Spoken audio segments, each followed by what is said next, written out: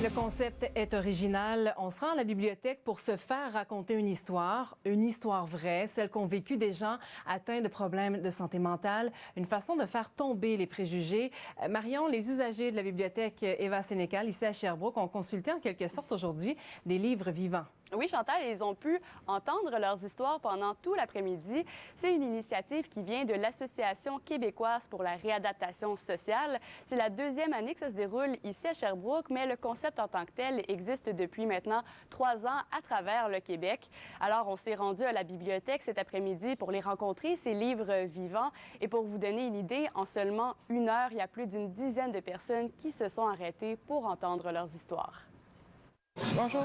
Bonjour, madame. Bonjour. Véronique Lemay et son père sont fin prêts à raconter leur histoire. Pour un jour seulement, ils sont des livres vivants que les usagers de la bibliothèque peuvent emprunter, le temps de raconter un chapitre de leur vie. Je trouve ça intéressant de voir le parcours d'une jeune femme avec son père qui l'a supporté dans ses épreuves. Là. Après ça, j'ai commencé Pendant longtemps, Véronique Lemay était incapable de parler de ses problèmes de santé mentale. Ça fait 15 ans, j'ai des problèmes de santé mentale. J'ai eu 2 rechutes. Je me suis rétablie, j'ai rechuté. Aujourd'hui, je suis dans une période de rétablissement. Ça a été longtemps. Des problèmes qui ont eu un impact sur son père, qui a été son proche aidant. On ne sait plus où on s'en va, on ne sait plus quoi faire. Et on a l'impression qu'on est en train de couler avec celui qui souffre de maladie mentale. Bonjour. Bonjour. Pendant une quinzaine de minutes, ces livres humains relatent leur expérience, une activité qui se déroule dans une trentaine de villes du Québec. Le concept originaire du Danemark permet de démystifier les problèmes de santé mentale.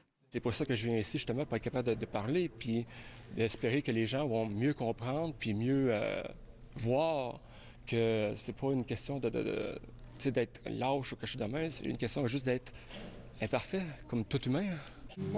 L'activité a aussi un effet thérapeutique. Ici, en se racontant, souvent les gens reprennent du pouvoir par rapport à des épisodes qu'ils ont vécu par le passé, qui ont été difficiles, mais qui les ont rendus plus forts. Je pense que les deux, ça nous apporte quelque chose d'enrichissant. Ma vie est meilleure parce que ma fille s'améliore et est meilleure. Et ça, je trouve ça passionnant.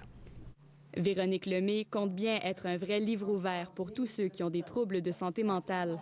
Moi, éventuellement, j'aimerais ça faire des témoignages, faire des conférences sur la santé mentale. Je regarde ma fille depuis 6-7 ans, tout le progrès qu'elle a fait, les petits pas qu'elle a fait.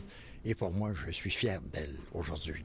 On peut choisir un livre, ça dure. La prochaine bibliothèque vivante aura lieu le 23 mars prochain à la bibliothèque Memphremagog. Ici Marion Bérubé, Radio-Canada, Sherbrooke.